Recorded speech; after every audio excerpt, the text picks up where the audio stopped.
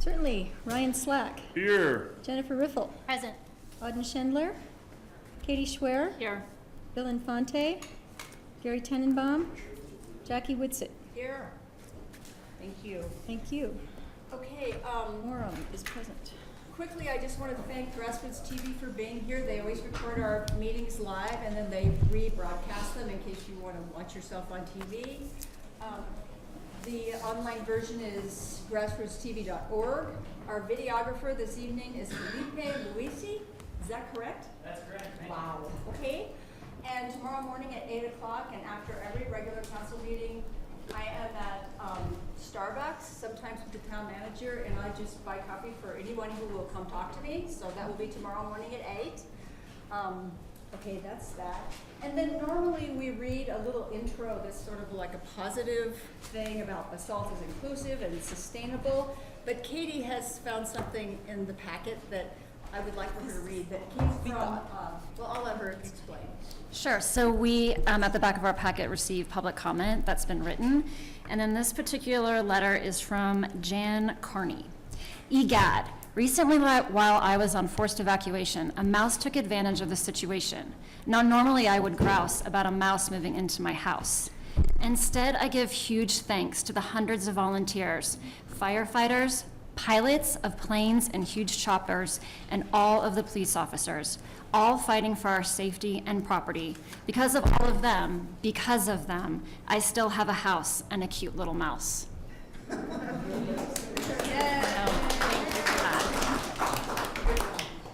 I used to work with Jan Carney at City of Aspen.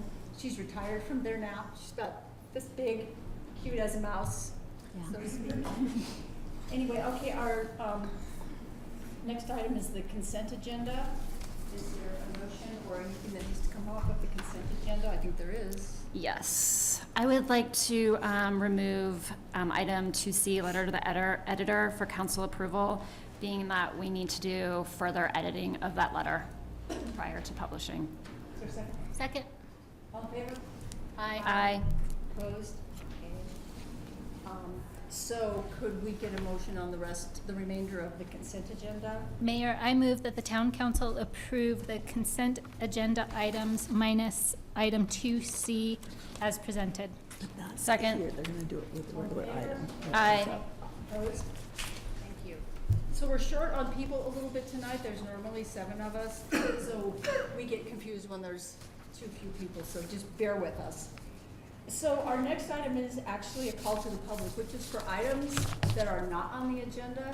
And before we start that public comment, I just have a few comments that I would like to make. First of all, thank you all for coming to the council meeting tonight to share your thoughts and ideas. You and we have all been through a rough 3 weeks, and it's not over yet. This gentleman in the back can't hear me. Do you want to move forward, or are you good? Turn the volume. Okay, I'll turn the volume up. Does this work at all? Does this work at all? Okay. You have remained positive and supportive as we have held our breaths about fires and now about flooding. And I'm so proud of you for coming together as a community to thank our emergency responders and firefighters when you had lots of problems of your own. We also know that there are concerns about the future of the CPW shooting range because we have received a number of communications over the last few weeks regarding that issue. Almost all constructive and community-minded, I have to say. I have met with Perry Will with CPW twice in the last week or 10 days to offer the town's support to him and his department in planning a community meeting to determine the future of the Lake Christine area. Although Perry and the state are managers and decision makers at Lake Christine, the town and other agencies will be strong voices at the table. In the meantime, Perry has assured me and asked that I pass this along. All options are on the table. That until a community solution has been reached, the range will remain closed until a solution has been reached about the future of the range. This will give us the time we need to bring information and resources to bear for the best solution for our community. This time will also allow the town and county resources to continue to focus on the fires and subsequent flooding in the Basalt area until these situations have stabilized. And I can tell you from going to 2 or 3 meetings every day with the police chief and others, the conditions may look stable, but they have told us even yet this morning that they are attacking perimeters on the fire because they can't stop yet. They give that another week or so to get that stabilized. In the meantime, emergency meetings are already being held regarding the fact that there will be flooding. There's going to be flooding where the fires were, and anybody who's ever watched the news even once knows that. And those flooding conditions are likely to go on for 5 to 7 years. Perryville also believes that now that we have experienced a state disaster, this may be a great time to leverage resources and restore an amazing asset at Lake Christine. I personally am excited to find a better, more sustainable solution for Lake Christine and the shooting range. And as bad as it is that we had this horrible disaster, it brings money and resources to this community that we would not otherwise have. Also, he asked me to pass on that there is a Parks and Wildlife Commission meeting in Glenwood Springs on September 6th and 7th. And I just want to thank you again for coming in here to give us your input regarding the shooting range. We are confident that we will be able to find a solution that works for the entire community. So having said that, I'll say my normal intro about public comment for items that are not on the agenda. If you could please limit your comments to 3 minutes and address your comments directly to the mayor versus getting into like any kind of a conversation. Identify yourself by name and address when making your comments. We ask that your comments be courteous, civil, and constructive. And town council will make no decision nor take action except to direct the town manager on items that come up in this part of the agenda.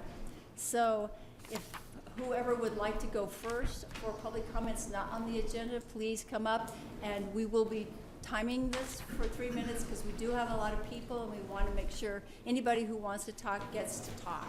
So, Tripp? Hi, everybody. My name's Tripp Adams. I'm a, is that a little loud? I'm a resident of Basalt, a homeowner in Basalt, a business owner, and a commercial property owner in Basalt. Been here about 16 years, and been in the valley for about 25, along with my family. What I wanted to address you about is about what I call the river park, the piece of property along the river over there. And I know there's a proposal that's coming forth on the development of that piece of property, and I just want to give you my thoughts, opinions, my family's thoughts and opinions on that piece of property. I think the town did an incredible job, took 25 years of getting people out of harm's way, out of the way of a flood. Got the trailers removed, the people off the property, so we don't have to worry about their life and safety anymore.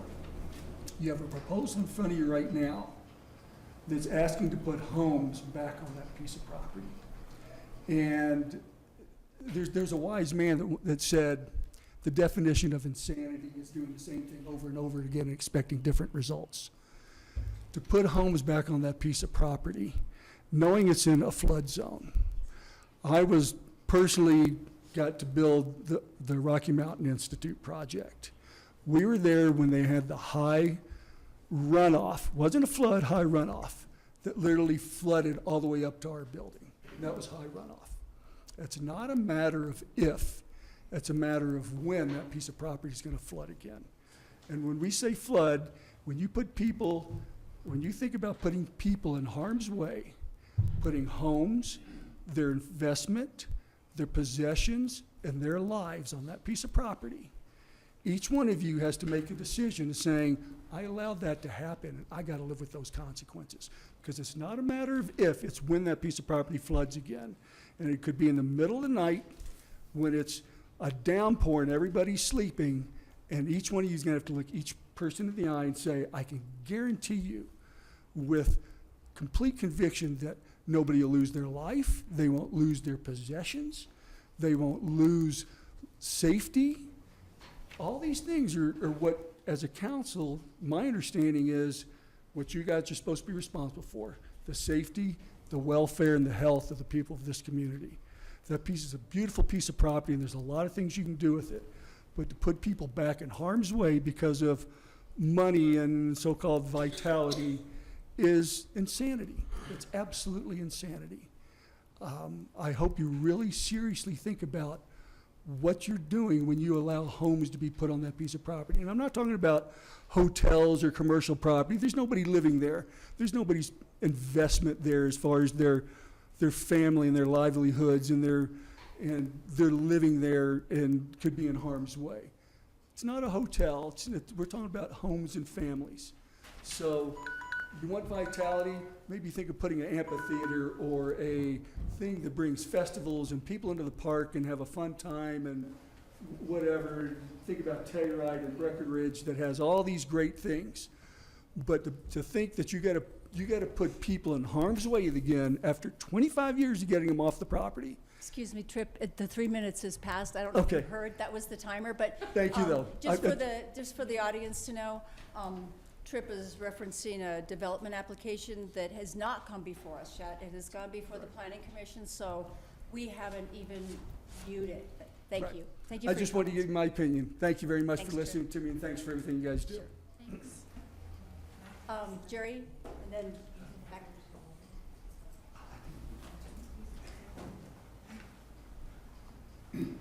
I'm Jerry Terwilliger. I live on Homestead Drive since 1980, and I want to support everything that Tripp just said. Also on your agenda tonight is a proposal to get engineering services to design the park. I think that is totally premature. You have a proposal from a developer on here that you haven't approved, and it needs a lot of massaging, and it's going to include some park. So I think you should hold off on hiring an engineer. I know that town staff likes to get moving and are hardworking, but this is premature. Wait until you have decided on what you're going to do with the rest of the park before you hire an engineer to do this kind of work. Thank you. Thank you, Jerry. Okay, Dr. Bowen is? Dr. Bowen, Bruce Bowen. I'm on 649 Hillcrest Drive in the first wave of evacuations. And I'm here to talk a little bit about the shooting range. I was born in Texas, so I was around a lot of guns growing up. I chose not to continue them as an adult. But I'm really concerned because the firing range had a fire in 2012, and none of the recommendations from the board for the shooting range were implemented, including fire mitigation, any kind of a backdrop. In fact, the shooting range is too short for rifles anyway. And then the other thing was using tracer rounds. Okay, that's sort of like using training wheels on a bicycle. No self-respecting rifleman or pistolman would ever do that. So the people that have to use that don't belong on the range in the first place. All right, so this is the second time, and we nearly had a major disaster. We still had a disaster. We ruined our environment. We had 3 people lose their homes. So how much more do we have to have? That range should be unequivocally closed at this point. We have air to breathe, and I'm already seeing people with respiratory issues over the fire smoke, not even the fire. So it's time to put our foot down and stop it. And it's a Basalt decision. It's not Aspen, it's not Glenwood, it's not Carbondale. They don't have any say in this. It's in our backyard. If they want to move it their backyard, fine. But it doesn't make sense in their backyard either. It should be moved out and far away from anything that's a structure. Thank you. Thank you, Dr. Bowen. Just to clarify, I read my little notes here, but just to clarify, Basalt will definitely be at the table on this decision. Colorado Parks and Wildlife, it is a state facility, but it will be not only the town, but other partners and other people who can bring resources and help to the table. So we will definitely be there, and the community will be there, so. But please, next. Next? Really? Come ahead. Go ahead. Hi, for the record, my name is Tony Kronberg, and I live at 27933 Highway 82, which is in Snowmass Canyon, which is in Basalt's 3-mile urban growth boundary. And at the beginning of the summer, I came forward to the council and I talked about how great the Basalt Municipal Pool is, and that, in my opinion, I have a little swimming business, water baby swimming. I've been teaching swimming. This is almost my 50th year teaching. And that one thing that was missing from the Basalt pool was a hot tub or type of a jacuzzi, and I had promised that I was going to start a grassroots community effort for that. And I'm almost there, but what I wanted to share with you is that I don't know if you've heard about the Aspen Skinny, but it's a magazine that's put out by Berkshire Hathaway, and I'd like to pass this around to everyone. And they actually have a section on basalt in there, and it's called What's Hot and Cool for the Summer. And what's hot is the art base, and what's cool is the Basalt Community Pool.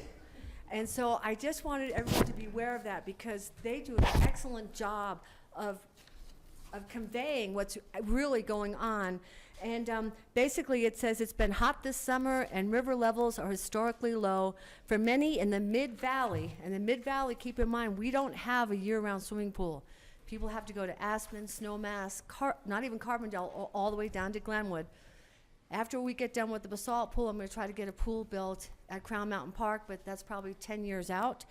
But it says, for many in the Mid-Valley, the Basalt Town Pool, operated by its recreation department, has become a welcome summer haven to cool off, let the kids play, and catch up with friends and neighbors.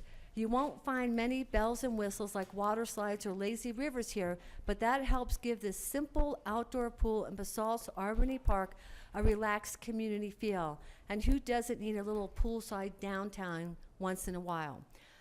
I wish they'd put the fact that you've got a diving board, a separate diving area, because that is the hallmark of the Basalt community pool. And then I see tonight that Mark Fuller is going to be talking about Root Eye and the lake. Mark has devoted, is it 20 years, Mark? 25 years of his life up at Root Eye, and he's also was instrumental in Crown Mountain Park. So I just wanted to give him a special thank you, because without Mark being there, we would not have the wonderful facility that we have either at Crown Mountain Park or up at Root Eye. Both of those two areas Basalt benefits from. Then the third thing is I wanted to say thank you. We had another fire, and that's known as a tree farm structure fire. And that was right across from City Market, and coming up from Polo down in Carbondale. Stop at the light, look left, and there's a huge 30-foot flames. Not one fire truck, not one ambulance, not one call had gone out. But I wanted to thank, I did a letter to the editor thanking the people that lived in that area for helping, not that we controlled it or whatnot, but to make it so that when the fire department got there, but I just wanted to say thanks to everyone, because that could have just totally erupted. Thanks, Tony. Thank you so much, I appreciate Okay. it. And then you will be taking comment on the resolutions tonight. On each item, Thank probably, you. yeah. Next speaker? Yes, sir.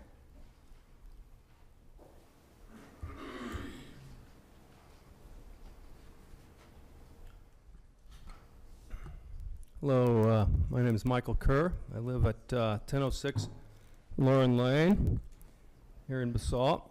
I've lived here for 44 years. So I want to start with, I sent you all an email on July 13th requesting the shooting range be closed permanently, as well as many reasons to do so. Assume everyone received it. See one nod. Yes. Okay, all right. So I received one reply from Auden only. Auden suggested that we work with the CPW to find a solution. And I heard Jackie Whitsitt mention that we have a seat at the table with the CPW regarding the future of the range. I find it just unfathomable that, let me just state it clearly. Let me be clear. It's not the town's responsibility to work with the CPW, nor should the town open the door to any kind of negotiations with the CPW. The CPW is incredibly irresponsible and negligent. They have no respect for Basalt and the people who live here. How can there be any question or debate as to what has to be done? It is so obvious. Close it permanently. It is truly amazing to me that the town of Basalt does not have safety as their top priority over the years. The town of Basalt is very active in promoting and approving employee housing, kayak water park, the old trailer park, as well as picking and placing art all over town, but has been unwilling to address the elephant in the room, a rogue shooting range that is unsafe, toxic, and a huge nuisance to the citizens of Basalt. I'm requesting that you draft a resolution to have the shooting range closed permanently and promptly do so. I just want to bring to your attention, does anybody remember years ago, we had a great mountain bike road to go up from Lake Christine up to Basalt Mountain. Does anybody remember that? Okay, well, guess who closed it? The Dow. Closed Basalt Mountain Road. I can't remember the date or the year. I don't have that information. But it was an awesome ride. I used to ride it often. So they closed it with a statement that they're protecting the wildlife habitat. And they're adamant at doing so. There was no public negotiation whatsoever with the town or anybody else. It was the best biking trail we had in town. Pretty much the only one right outside of town for mountain biking. So, you know, I'm just wondering, geez, with this, so I guess, should we expect a statement from the CPW soon that they're keeping the shooting range closed permanently to protect the wilderness habitat? I mean, really? I mean, you can't make, really. Thank you, sir. Maybe, just maybe, one other good thing besides closing the range would be to open the road back up to bicycles up on Basalt Mountain. Would be awesome facility for the town and the people that live here. Thank you, Mr. Craig. That's all. Somebody left their glasses up here?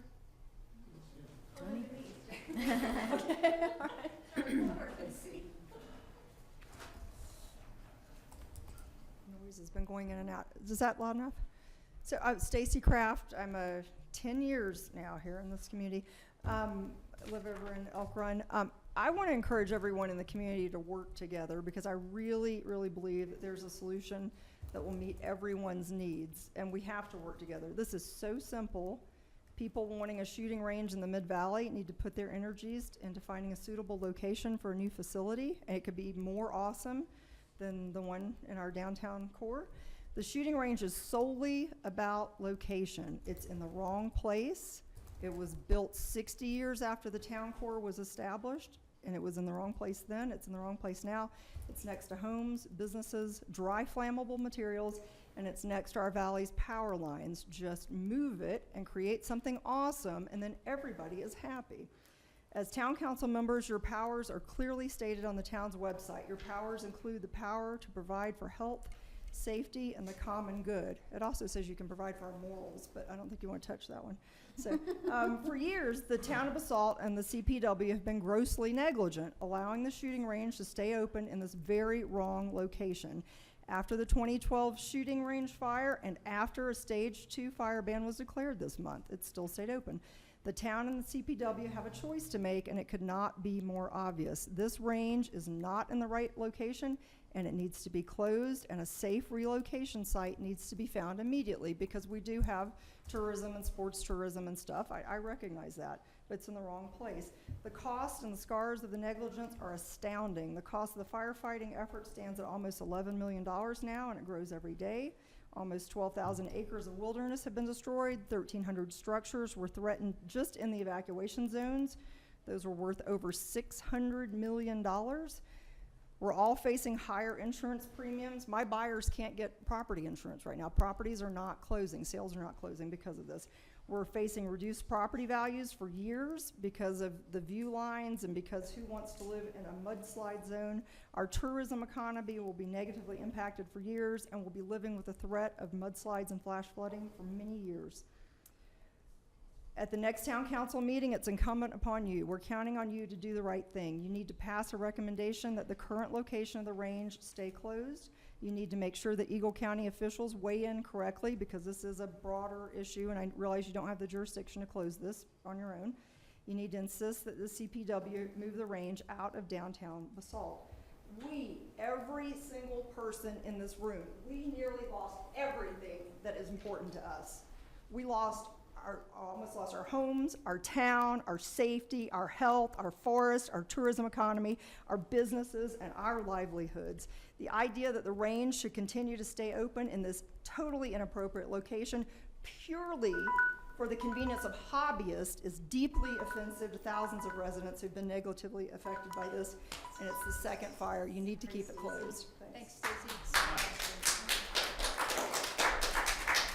I also want to commend Stacy because she took it upon herself to try to get everybody in this community to be signed up for one of the emergency notifications. I saw it on Facebook over and over again, and so I'll say it again for her. If you are not signed up, because the flooding is going to start now, if you are not signed up for an emergency notification, get on. I'm going to suggest both Pitkin and Eagle, because I'm hearing that the twain doesn't always meet. So, okay, next person. And on that, it's Eagle County is ECALERT.org, and Pitkin County is pitkinalert.org, PITKINALERT.org. Thank you. Next speaker. Well, this woman is up in the back. You are next.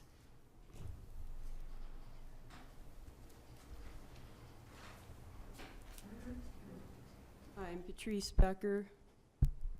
I live on 23284 Two Rivers Road, Basalt. I just wanted to reiterate what Gary said, is that I feel that it's premature at this point to hire design firms for the river park when we don't know what the development's going to be on the CDC parcel. And I also wanted to just mention that when I looked at the sketch plan for the CDC and Tim Belinsky, I did not see any parking for that development. Maybe I'm just not seeing the whole picture, but I'm wondering where those people are going to park if they build those condos and homes. Thank you. Thanks, Patrice.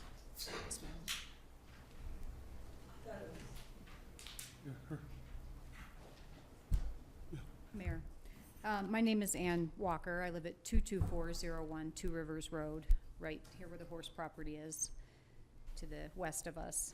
I penned a letter to you this afternoon, but I'm going to go ahead and read that. Our property borders the Lake Christine Wildlife Area to the north, the northeast, and the east. The whole Lake Christine Wildlife Area,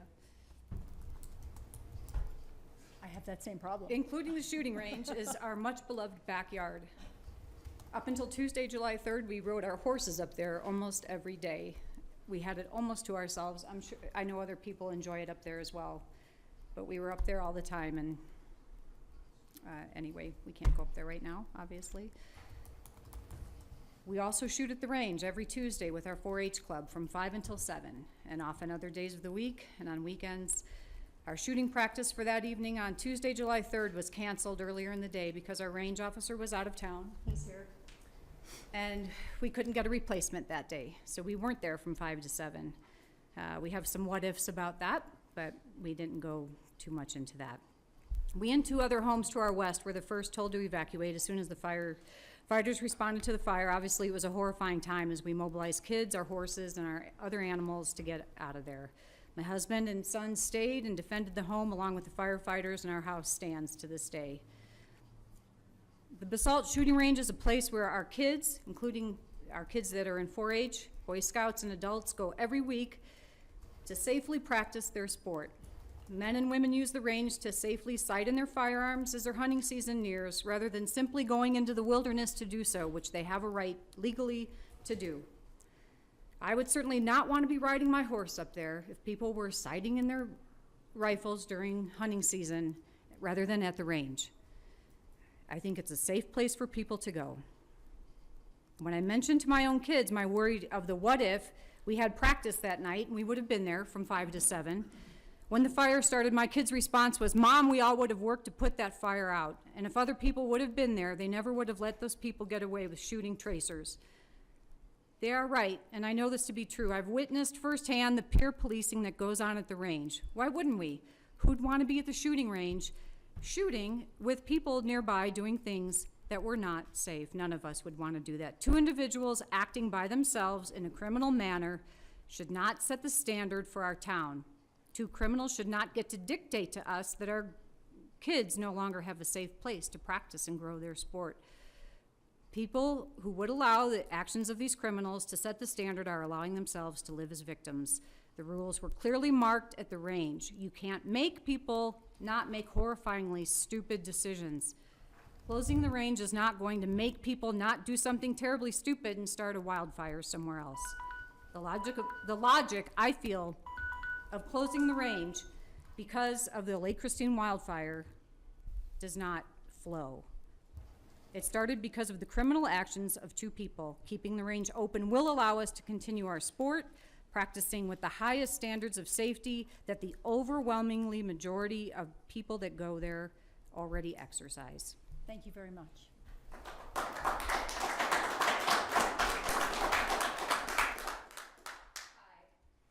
My name is Beth Machado. I live at 102 Homestead Drive for 26 years. Now, it's less than a quarter-mile walk from my house on the corner of Homestead and Spur to the shooting range. There's a lot of other homes that are a lot closer. So, that being said, to even think that we should not move the range with the devastation that we have this tiny strip of green left and some houses and a town. So is that next? Because it already happened 6 years ago. One of the other things that I found, I'm really emotional because this is huge, and one of the things I found when trying to, the regulations for outdoor range design is that it should be remote from other activities but accessible by road. My husband used to hike every day up that road where horses can go but mountain bikes can't, right? That place is trashed, okay? It's not about whether it's a good place for it or not, it's just not safe. It's not safe for anyone. And as a citizen of Basalt, I feel that it's time that the town gets behind its people and stands with the community for safety.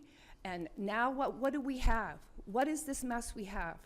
It doesn't matter whether there should have been somebody there or somebody shot the wrong thing. It's too close to human activity as far as, oh, living in your home. Gee, not even going for a mountain bike ride or a hike. Where I used to hike, you can't even hike.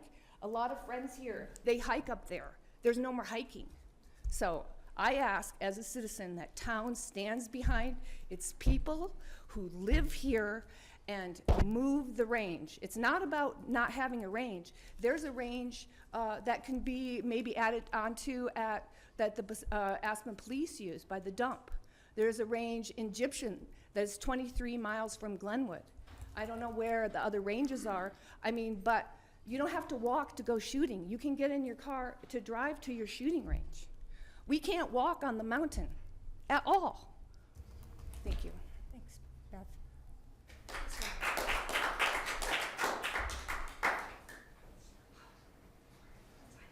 My name's John Eaton. I have property at 132 Buckskin Drive. Oh. And I live in Missouri Heights currently, and so I get to watch the fire every day.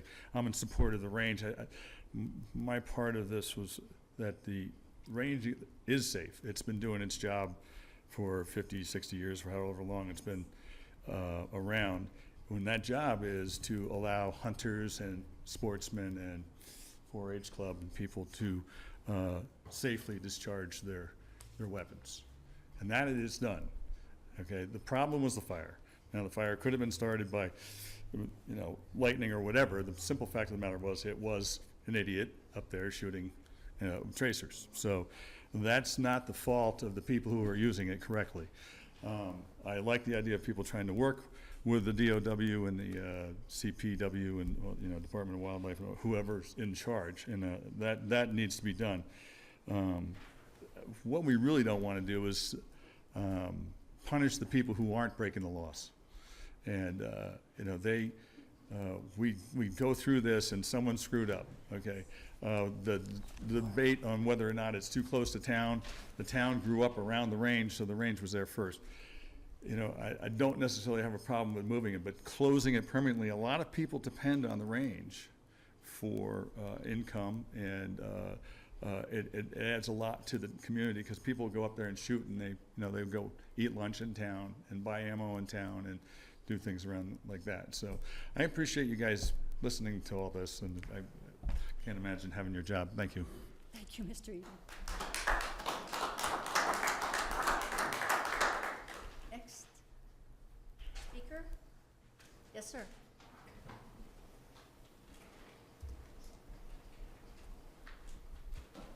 My name is Sam Johnson. I live in River Cove, been here for about 20 years. And I work part-time up in Aspen. And I know that Basalt does a great job of trying to get some of the visitors who visit Aspen to come down to enjoy the small town shops and atmosphere of Basalt. And along with that, I guess they really get to experience the Wild West, because when they're down here, they can hear gunshots going off. And I haven't spoken to anybody directly about that, but for me, it's very startling at times when I hear a certain type of firearm being discharged. Luckily, I live on the river, so I don't hear that constantly, but when I'm away from my home, not outside, I can hear those gunshots all the time. I understand that there's a huge, great purpose of a shooting range, but that just isn't an appropriate spot for it. Let's close this one and then find another location to move it to where it doesn't impact so many people, plus our tourist economy here. That's all I have to say.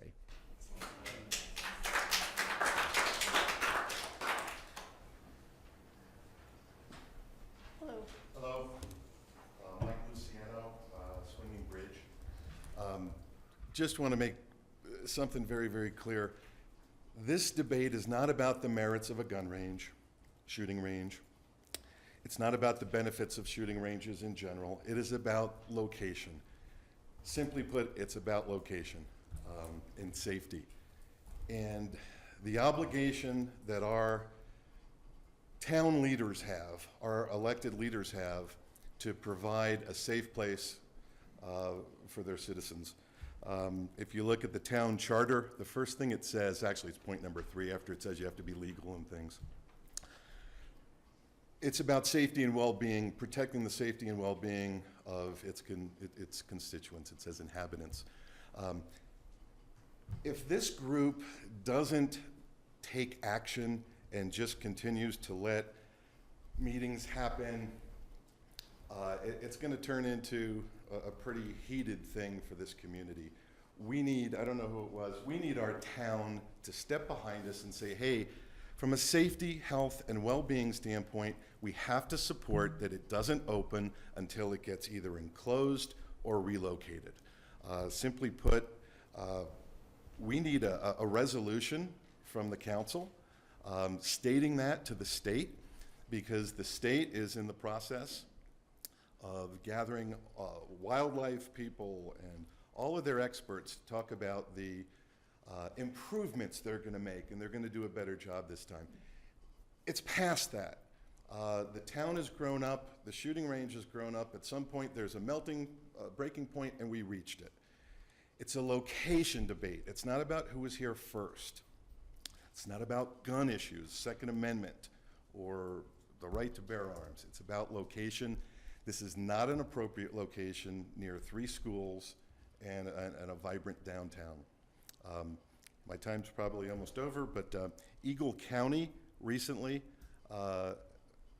designated downtown Basalt as a Eagle County growth hub where they want density. They want to encourage density in retail and commercial. That's totally in conflict with a shooting range.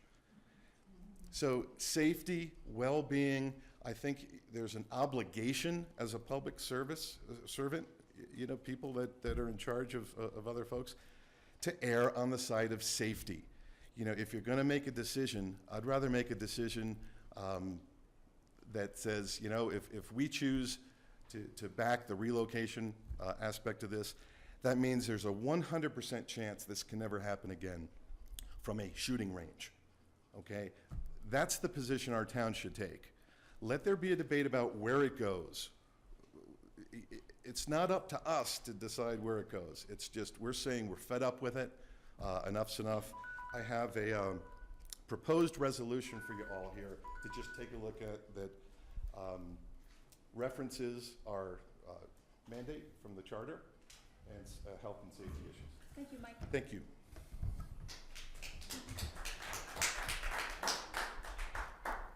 I'm Steve Chase. I live on Hillcrest Drive.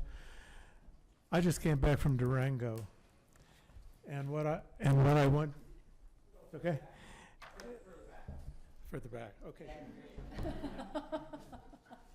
This thing about mudslides and flooding is really serious. I mean, I went over Red Mountain Pass, and my brother lives about 10 miles just south of Purgatory. And the road was, they stopped the narrow gauge railway because the mud covered the railway. It covered the road. It once again fouled the Animas River. So when we start talking about mudslides, and you're talking 7 years, we're talking the frying pan, we're talking the roaring fork, we're talking, when you talk about impact on our homes, on the value of our homes, we've got to carry this much deeper. And having just come from Durango, I can tell you, it was ugly. So don't think that this is just going to be water going over the river, or going over the road. This is really something to pay attention to.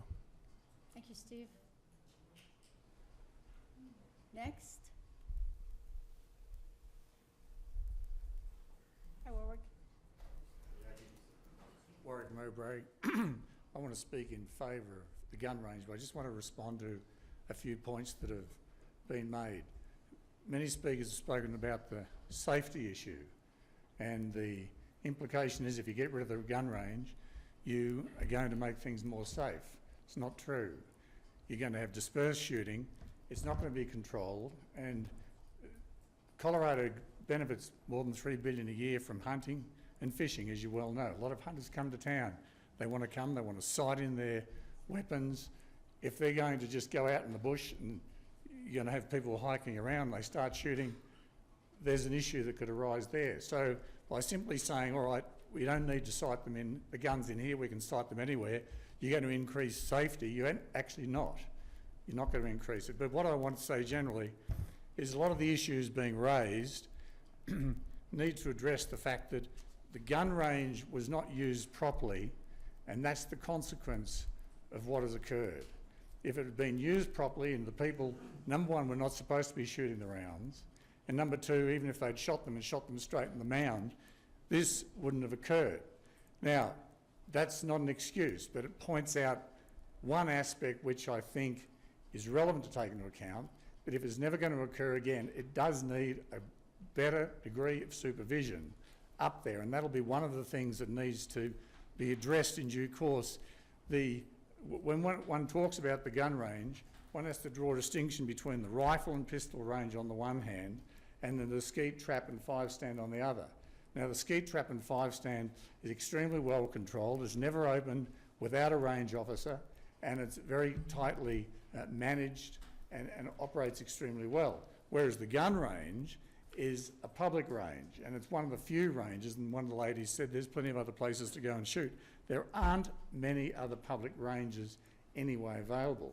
However, from my viewpoint, it seems that it is a matter to be addressed. If you look at the model for the skeet, trap and 5-stand, and you apply that same model to the rifle, and you've got somebody standing there controlling people, you're not going to have the same risk. Now, I understand the issues in terms of there could be another fire. Things can always happen, but the simple question is, can the range be operated where it is in a safer fashion? Because it is not a simple matter. I mean, I've had conversations. You can't just pack the range up. Where are you going to put it in this valley? You're going to drive it, over to Weagle or somebody where? There's nobody who's going to put up a range or construct one, because the land's expensive and it's not a big money maker. And the fact is it's owned by the state, and the truth is the CPW will be making the decisions, but they'll be taking your input. But it's not simply a matter of saying, okay, let's shift it somewhere else. Where's that? There's no simple answer to it. But anyway, just ask everybody, consider everyone's viewpoint, but it needs a balanced debate. Thank you very much. Thanks, Warwick.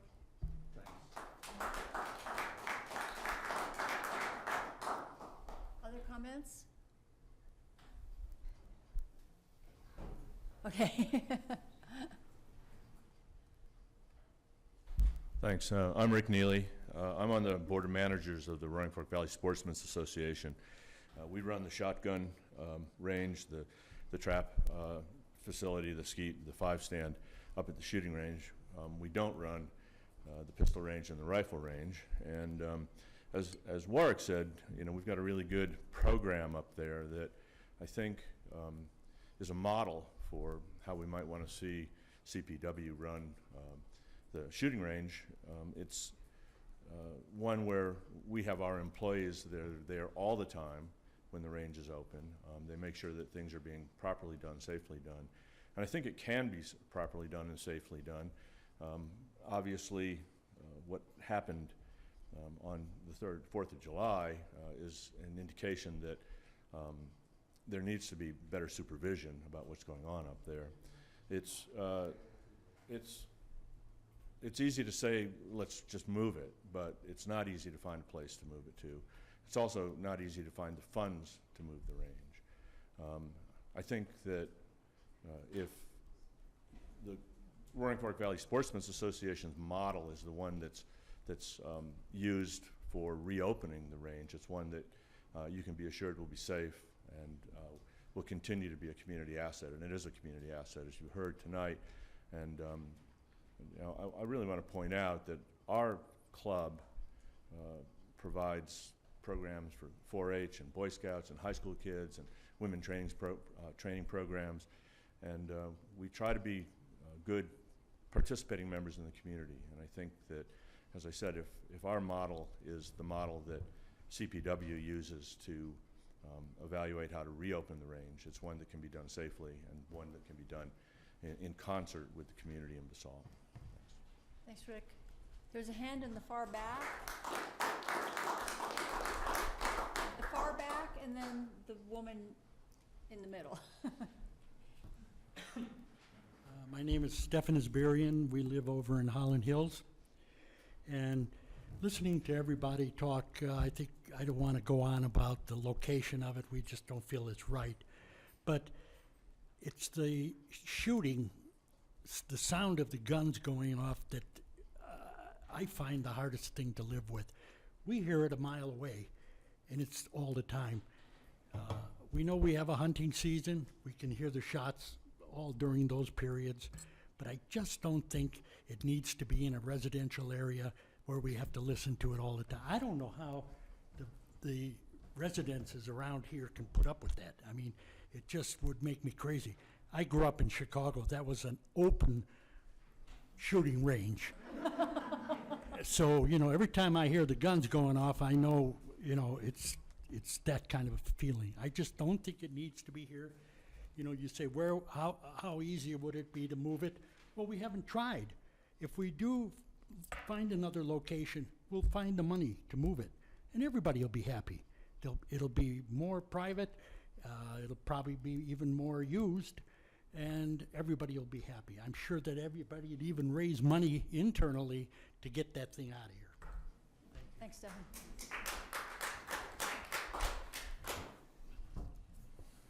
My name is Cindy Kerr. I live at 1006 Lauren Lane in Elk Run. I've lived in Elk Run for 28 years, and when I first moved here, we never heard the shooting range, maybe odd times. And that's why I want to address the Rifle Association. You don't live here.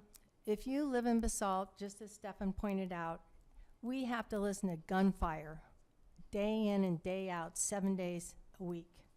And it's so irritating sometimes. You have to go inside. I can't even enjoy my patio. And I think it's time now. 8 years ago, we approached the council, Leroy DeRoe and the council, and we asked them if they could at least shut it down 1 day a week. And that didn't even happen. And you know, they made a whole bunch of resolutions at that time, and I don't think anything was followed, and nothing was followed up, and I guess we sort of just gave up. And I wish we wouldn't have, because I know even Heather was contacting Will Perry June 13th saying, why is the gun range open? You even said community. Why didn't the community respond? Let me tell you, the community did respond. And I don't know what it is that these gun people get to control where we live, but right now I'm really asking that Basalt come first and the residents of this community come first, and that we relocate the shooting range. Thank you. Thank you, Cindy. Yes, sir, in the far back.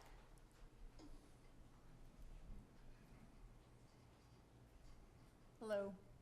Hi there. Full disclosure, I'm Larry Emery. I manage Basalt Firearms down here. All right. I also sit on the board for the Roaring Fork Valley Sportsmen's Association up here. And someone mentioned retail earlier, and I'm definitely retail that's greatly affected by the shooting range over here. But I think we all share the same goal. We need safety to be the #1 concern, and everyone needs to feel safe and secure. But I've been here in the Roaring Fork Valley for 30 years. That range has been there, I think, for more than 40 years. It's probably unkind to say, but the vast majority of people that are complaining about the noise from that location moved there well after the fact that that range was in place. But we do need to be safe. We need to be good neighbors. But what I'm saying is I believe the alternative is much worse. We have thousands of people who are sportsmen here, who hunt up and down the valley. Those people need to shoot inside in to safely hunt. And if they don't have a good, safe, controlled environment to do it, I'm saying it's going to be worse out in the national forest than it's going to be in a controlled shooting range environment. You know, personally, I've shot clays for 30 years. Both my sons shoot, both their wives shoot, my daughter shoots. We've got a large community that's supported here. We've got multiple commercial operators that function out of that as well. I think that there's a safe middle ground that everyone can probably work with. Obviously, that's on state land and operated by the DOW. The DOW, and I'm not speaking for them, but I think safety is their #1 concern as well as it is ours. We've operated the shooting club up there for more than 35 years and never had a serious accident with the model that we use with oversight and safety range officers on hand at all times. And it's really the only public venue that we have in the valley from Aspen till you get all the way to Rifle that people can learn to shoot safely in a controlled environment. We've got the 4-H, we've got the Boy Scouts of America. We've got hunter safety classes, we have concealed carry classes, and it's in everyone's best interest for people to be able to learn and use firearms in a safe fashion. And it was really the irresponsible, foolish use of that range by an individual that caused the concerns up there. That range has been very, very safe, but someone used ammunition that was never legally allowed there at a time where it was legally prohibited. So I thank you for your time. Thank you, Larry.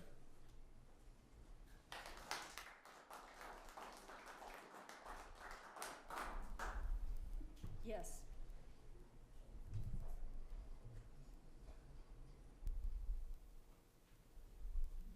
Hello. How you doing? My name's Luke Arbney. Grew up at 252 Cottonwood Drive, and my family's been here forever. My family actually owns private property at the end of the road that everyone likes to ride their horses on and hike.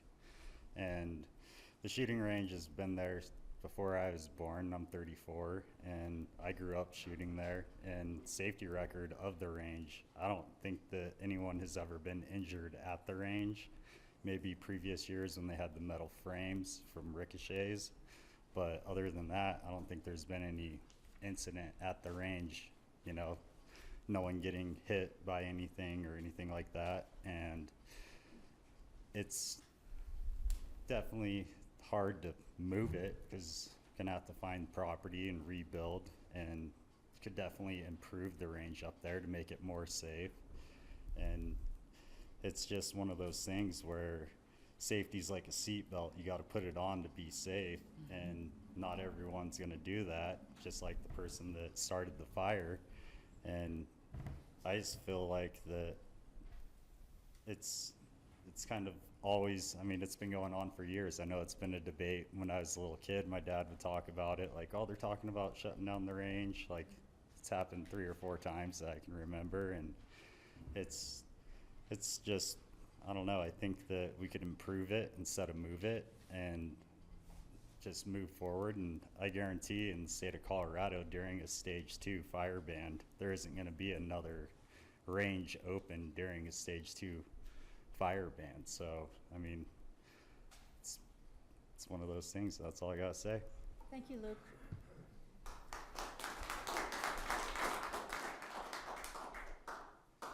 Other comments? No, sir. Sorry. Well, 2012, nothing was done.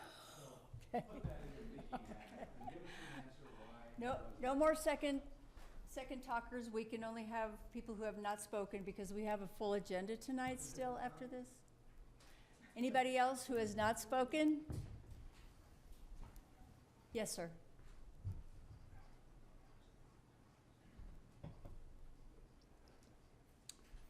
My name is Shannon Hagen. I live at 296 Silpers Creek Road. That's right across the river. I moved here in 71, and it's kind of spur of the moment. Before the range opened, we used to shoot any place that was available to shoot. Gravel pits, dumps. We shot the one of the last places we shot. We had a little, it was a gravel pit where the high school is. The DOW came along and said that they were doing this property up here, and would we be interested in moving our shooting facility up there, and so we wouldn't shoot it around people in public, you know. So we did anyway. It's just to reinforce the fact that we used to shoot everywhere. I have a little farm, and Sure, I hear shooting all over. I also hear shooting occasionally by my place. I have a neighbor that sees it upon himself and his friends to come over and shoot. So they're shooting right by my property. What's the difference than shooting up here? That's it. Okay, thank you.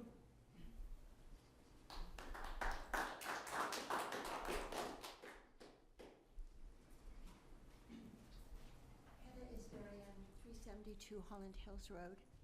Maybe we can be a little bit rational here. I spoke many... Can you get the mic Oh, down, I'm please? sorry. That's okay. Yes. I spoke many weeks ago with Perry Will, and our first conversation was about the noise of the gunfire that we've been dealing with for a long time. And I had asked him again if he would reconsider speaking to some people who are the powers that be so that they could at least give us a day off. So we started with that conversation.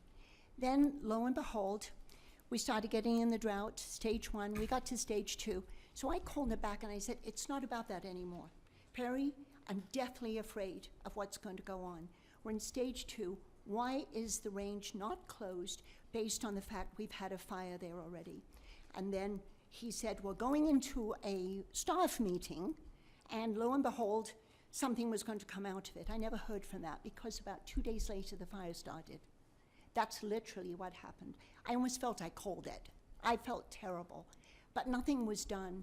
Actually, between one conversation to the next, he didn't even call me back for a week. I know he's busy. I'm not blaming him. He's a busy man. But all of this erupted this way. Let's try to be rational about this. Can we try to find a spot for this, a new spot for this gun range? People enjoy doing this sport. They call it, you know, their enjoyment. They have plans. They need to have a place to go, but not where it is now. Maybe we could find a spot, make it an internal shooting range that's safer, have a guard there, have cameras, have a sign in and sign out and some IDs being shown. And that way we've got a record in that range.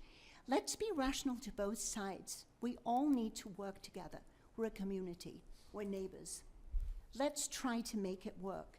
But my take is not there. Please reconsider. Thank you. Thank you, Heather. Any more? Any more people who have not spoken yet? Hi. My name's John Walker. I'm a 28-year resident in the valley. I live on 22401 Two Rivers Road. I love this town. I love this people. This is my home. And I am encouraging the positive discourse that everybody's having today. I think a lot of good can come from that. We're all experiencing a tragedy or whatever we want to describe the fire, but it was really inevitable what happened. Now, how it happened can continue on the debate. Now, we all love Basalt Mountain. Basalt Mountain's still here. It's going through some changes. For the last 150 years, there has been no major burns have gone through on Basalt Mountain. Division of Wildlife has tried to do some small burns to improve wildlife habitat, but when I hear a lot about safety, I don't feel the real danger is from the range. It's from the mountain itself. The trees, everything we love, having a tree over your house and so forth. And I think this is a good wake-up call because this fire could have been far worse. We could have lost a lot more homes than what we did thanks to the bravery of our first responders and all the federal resources that have come in. So what I want to encourage is that the emotions are running high, and the best decisions are not made when everybody's emotions are high. Now, we've got some very serious concerns, and you know, the flash flooding, the fire is certainly not out, and we're working through this process, and I don't think any serious decisions should be made until all sides are heard and the best decisions can come forth. I'm speaking in favor of the range because I've spent a lot of time up there, and I do see a lot of very safe people, very concerned people. I do understand the noise to the town. There's things that irritate a lot of people just because there's a lot of people around. That happens to be one. I live within earshot of it. I hear it all the time. It does not bother me, but that doesn't say it shouldn't bother you. So that's why I want to say continue the positive discourse, not attacking each other, and come up with the best solutions, including cleaning up what we have on the edge of town. Hopefully within a little rain, the mountain's going to turn green again, and it's going to come back and heal. It's going to be healthier than we've ever known it in our lifetime. And that's something we need to look forward to and just work together. That's all I had. Wow.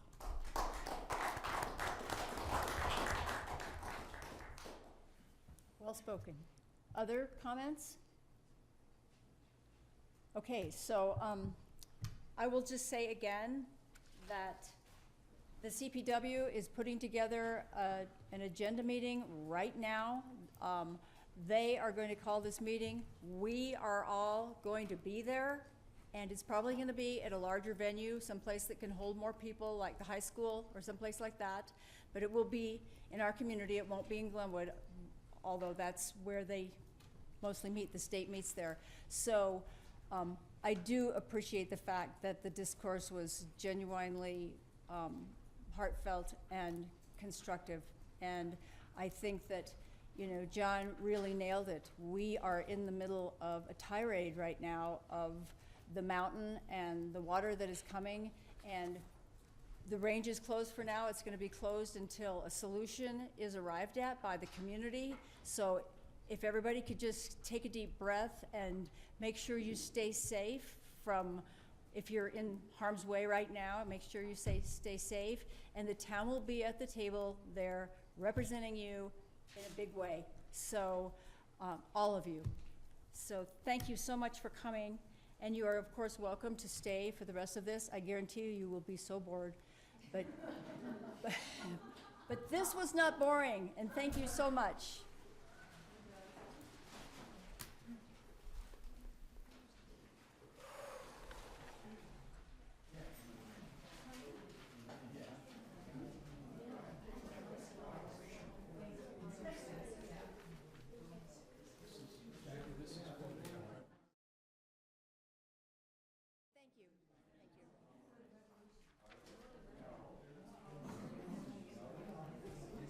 Well done. This is for the record. Amanda brought it up to me. Thank you. Very reasonable. Look at you, your little Anne Libby Friedman. Award night. Look at you, your little Anne Friedman. I got the Anne Friedman stool. Oh my God. I know, I was admiring that. I was like, okay, that's Andrew, that's Andrew. Oh yeah, I see it. I came in the other day to look specifically where is it. Okay, everybody, can we come back to order? Yoo-hoo! Do it, do it, do it, do it, do it, do it. Come on. Okay, we have still an agenda in front of us, everybody. So the next thing on our agenda is mayor and council reports and comments. And even me, I would ask that all of us try to keep it a little bit short, just because we do have this whole agenda in front of us. Ay, ay, ay. Don't worry, I'm fine. There's a little button on the side It underneath. just went down. Yeah, it just did it by Yeah, itself. there you go. All right, who wants to go? I will Jennifer. start. Okay. So the town and it's been highly publicized for citizens to invest in flood insurance or DIC insurance to protect your homes. An important aspect of that is, first of all, signing up, and some of you who have attempted that may have been asked by your insurance carrier if you have a letter from the community that states that you are in a wildfire flood risk situation, and that letter will now be available as of tomorrow morning from Eagle County. I will have the link forwarded to Pam, and it will be on the town website. It will also be on the Eagle County website. And what this link does is expedites the date of service of your flood insurance. So it will be effective immediately if there is the case of a flood. Without this letter, it would have been the 30 days. So that was a great collaboration with Eagle County, and I'm very grateful for the Eagle County Commissioners and staff in being proactive in representing our community. On that note, maps and updates on the Lake Christine fire information are posted regularly to facebook.com/Lake Christine Fire.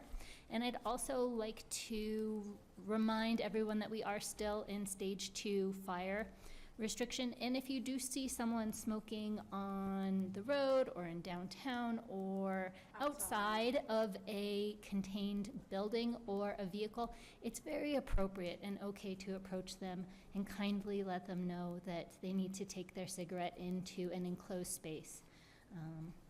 Thank you. Thanks, Jen. I'd just like to comment on how well that community discussion just was. I think everyone was very civil, and I really appreciate that. I know most of the people have left, but to those of you who were here, thank you for your comments. And thank you to the firefighters for the continued work they do protecting our town. Thanks, Ryan. Yeah, I echo those comments. The fire's not over. Thank you so much to all of our firefighters and our new Incident Team Black and our first responders and our police department and infinite number of people to thank. And then moving forward into the next phase of this fire of mud and flood, and stay tuned because that's the next fallout. Okay. I have only a little bit more information than Jennifer offered, which is that the maps that are available now aren't great. It's hard to find your house, for instance, in a drainage, but the maps are going to get better in the next couple of days. And then in the next couple of weeks, they've got a federal team in here who are doing reconnaissance or something and are going to come up with really, really specific mapping about the drainages and how that flow is going to occur when it does occur. The other thing we're working on is most of our emergency alerts come from Pitkin County alerts or Eagle County alerts, but we are also working to make sure that we have reverse 911 working. And so Pitkin is waiting on something from Eagle County, but that will actually identify down to address. And also just a little bit of reality check is that the engineers on this project, the flooding project from the feds and the state basically are saying that these drainages are going to run. There is not a whole heck of a lot that can stop this from happening because it's so steep. I think they are going to try to do some mitigation prior if they get it done before prior happens. I'm not sure that will happen. And there is a committee of, it's a working group that also will have an incident command component to it when that is necessary, and the chief will be involved in that as well as some other entities. Did you want to say anything, Chief? No? Okay. And that's all I had to say, except for the mere fact that on this aftermath of the fires and the flooding that's going to come, you are responsible to take care of yourself. You need to pay attention to the weather. You need to, if there is more than 1/4 inch of rain in a half hour, or you feel like it's heavy rain, or have any reason to get gone, please get gone from your house. Stay on somewhat of an emergency pre-evacuation, have a bag packed, because rain happens faster than fire. So that's all I had.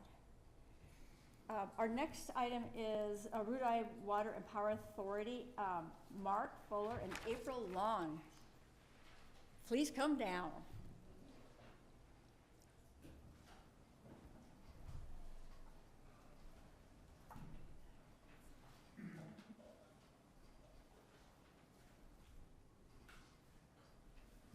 Last conversation left me parched. Yeah, me too. Did you get water? Okay.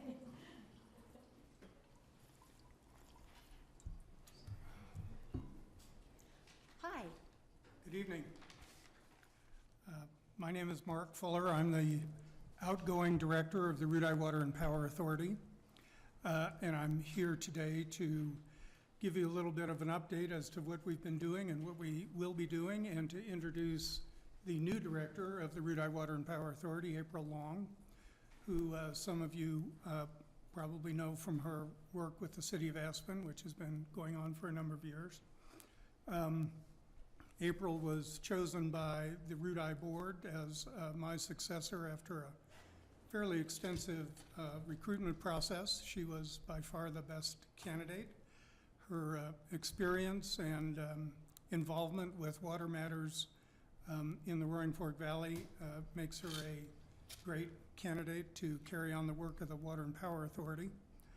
And we're currently in a prolonged and unspecified transition period whereby I am downloading 35 years of experience and accumulated documents into April's brain, which may take a few weeks, but so far so good. And having said that, you've got a memo in your packet that gives you a little information about some of the activities that we've been working on recently. And rather than go over that, I'll just open it up to questions or comments. I do want to say, though, that in light of the previous discussion, we do want to make ourselves useful in whatever way we can to assist in the reclamation mitigation process, particularly as it concerns local waterways, trying to protect them from whatever damage we can as this process moves forward. So we're exploring ways that we can do that and ways that we can be helpful. Okay, I will suggest you as a participant in this crew. I don't know exactly what the boundaries or definition of the group will be, but I will suggest that. And I just wanted to add that I was on the interview committee that hired April, and I have to say that, you know, there were very strong candidates, and we just got us a superstar. That's what it seems like. Sweet. Thank you. So anybody else have questions for these guys? Or candy? Got any candy for them? Thank you. I'm sorry you had to wait so long. I could have given you a heads up about that because I knew that that was going to happen this evening, but you know, it's good for you. No, it was good. It was good to hear. It really was. So no problem there. Okay. And we will plan on, April will plan on being back on a reasonably regular basis to provide further updates and answer whatever questions you have. And likewise, I'd like to add, we are very receptive to having open dialogues. Please don't hesitate to come and speak with us about what you foresee, what you need, what we need, having that open relationship. Thanks, happy to do so. Thank you all. Thank you. Thank you. Bye-bye.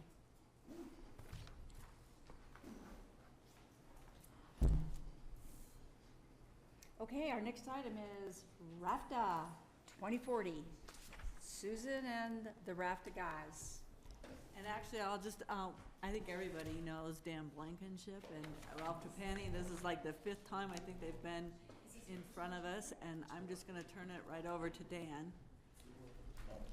That's you, Dan. You're Dan. Well, thank you very much. Really impressed by the level of discussion regarding the fire and the firing range. I didn't know what to expect when I got here tonight, and had an opportunity to listen to all that. And you know, it's a tough decision, I know, that the community's going to have to make. But I'm so thankful that that there was no loss of life, and that most of the homes, the vast majority, were spared. And so feel a little uncomfortable coming and talking about RAFTA and you know, a potential property tax increase at a time like this in Basalt, where people are still reeling from the the devastation and the stress and the fear and the anxiety. So we appreciate time on your agenda. We'll try to be brief.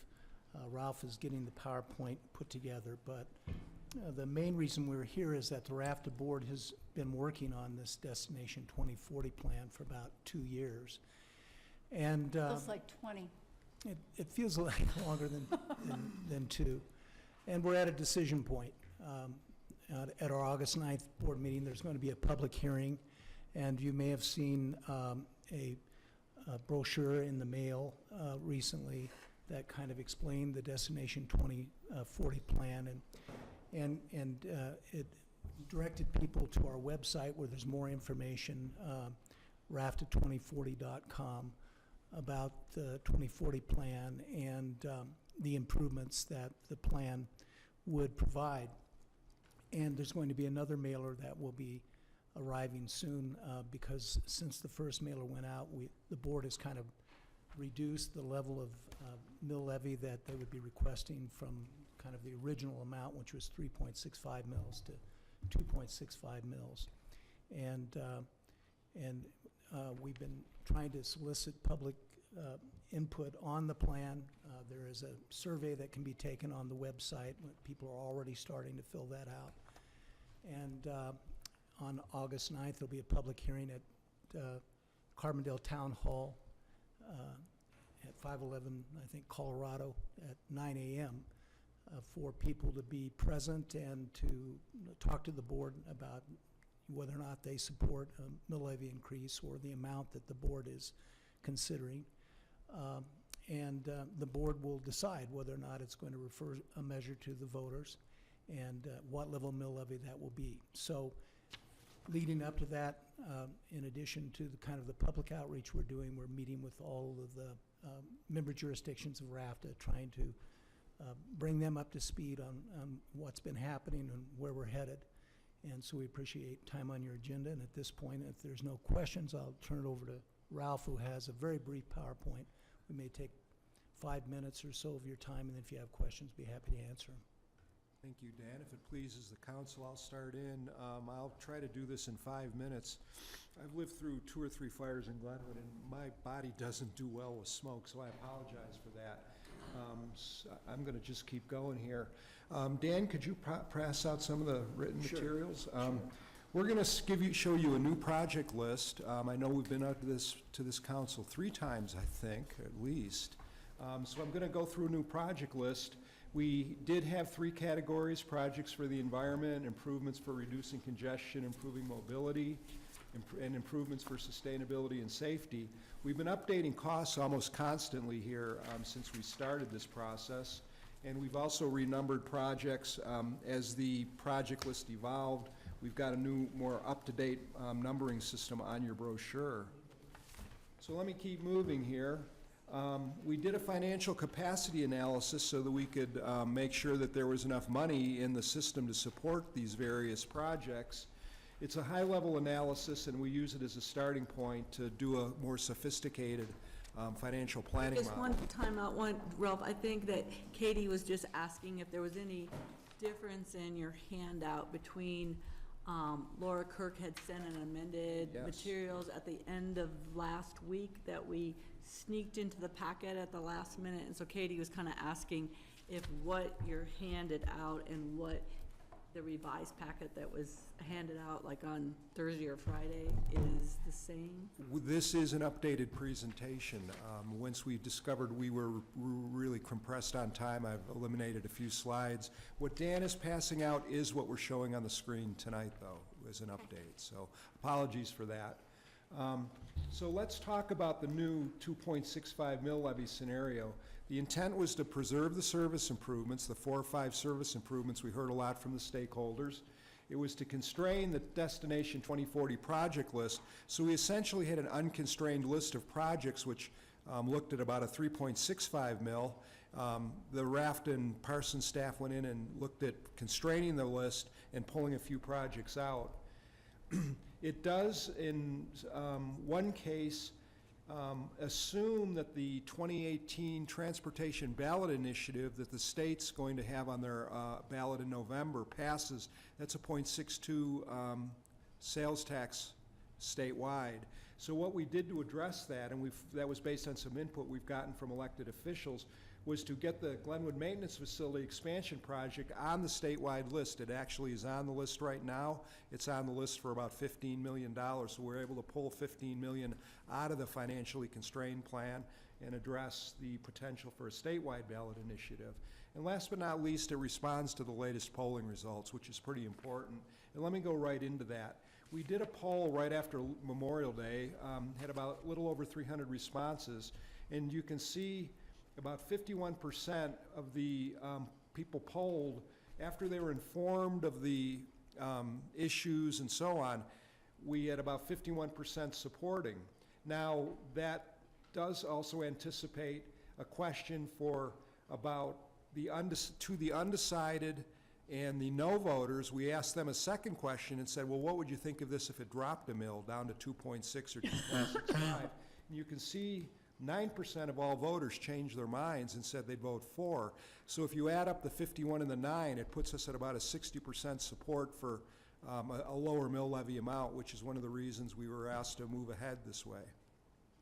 So some of the assumptions we made, we assumed a 4% average annual increase in assessed valuation. That's the percent the revenue curve will grow from the property tax revenue stream. We assumed a slight reduction in existing BRT service to kind of help optimize the system and put some more money into the financially constrained plan. We are looking at a 6.11% residential property assessment rate in 2019. This is relatively new information we got from the state. This is part of the Gallagher Amendment. It is over 1% lower than it is now, so it did cut back our assumptions on the revenue stream. And we also looked at reducing about 6 expansion buses. Originally, we had looked at about 16, so we're down to about 10 now. Again, in the grand scheme of things, these are little tweaks to try to make the revenue match the projects. So this is what the project list looks like, and you've got that on an 8.5 by 11. The 4 or 5 service increases in the valley are preserved with the so-called phase implementation scenario. That's the 30-minute valley service, the weekend BRT, and the shoulder season, service out to Newcastle, to Glenwood, expansion of service in the Glenwood area, and also better service connections to Snowmass. You can see, I'm not going to go through each project, but we were able to preserve many of the projects from the original list. But you can see the projects that are dropping out. They tended to be park and ride expansions. Some of the microtransit work, these are small projects that were anticipated to help with rideshare and so on. Moving down the list, there's some Aspen maintenance facility projects that were moved to the unconstrained list. We did reduce some of the costs in Glenwood Springs for an inline station, a cutback, or the Carbondale employee housing and office space was moved to the unconstrained list. A ped crossing at 23rd Street again in Glenwood was moved. One quick question. On the affordable, staff housing, how many units was that going to be, ish? I wish I could answer that question, but there were really 2 phases, and the first phase was at about 20 million that would have been implemented sometime probably in the 2025 timeframe. And so what we did, and what that envisions is consolidating some existing office space in Carbondale onto our Carbondale maintenance facility site where we have 3 acres, and also eliminating the Parker House apartments that we have and maybe the Main Street apartments that we have in Carbondale, and moving the people, probably there's somewhere in the neighborhood of 25 to 30 beds of housing there onto that site. So the initial plan was just to consolidate all of the office space, might be 25 employees there, and maybe 25 to 30 people onto that site for about $20 million. What we did was we cut that down to about $10 million and assumed that we would try to pursue grants and other sources of funding to help make up the difference. And then the other one that Ralph is referring to here, because the first one I believe was S10 on the list, a little higher, and this one is the S10 that's lower on the list, was an expansion of that housing in the 2030 to 2040 timeframe. And we figured, boy, that's so far out there, we don't know what's going to happen as far as affordable housing is concerned. And that was, I think, $15 to $20 million as well in the plan, so we eliminated that. So we cut one down by about 50%, and then we eliminated the second one that was in the out years, 2030 to 2040. And when Dan says eliminate, he refers to moving them to a financially unconstrained list. They're not wiped off the face of the earth. If grant revenues or other revenue sources come in, they can come back online, because these are things we heard the stakeholders wanted. And again, just to wrap things up, there was a crossing of the Rio Grande Trail at 14th Street in Glenwood Springs that's been pulled off to an unconstrained list. And then the Aspen Maintenance Facility for compressed natural gas fueling, again, has been moved to an unconstrained list. The circulators were not on this list initially. The board had chosen not to move ahead with the circulators. So that's what the list looks like now. We've updated the brochure, and when you open up your map, you can see. And now there's little insignias. If there's a dollar sign next to it, it's included in the plan. If there's a crossed out dollar sign, it's not in the 2.65 mils. It's anticipated to be funded from other sources. You can we've got a very good mix of regional projects here in the area.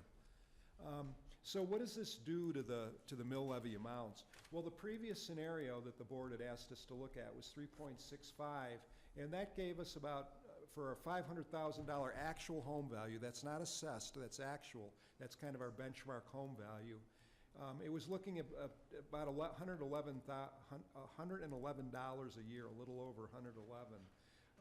At 2.65, it drops to $80.95 a year. So there, you can say that this change by dropping in a mill dropped the residential amount substantially. And again, if you were in $1 million home, you would just multiply it by 2 to get to roughly $162 a year.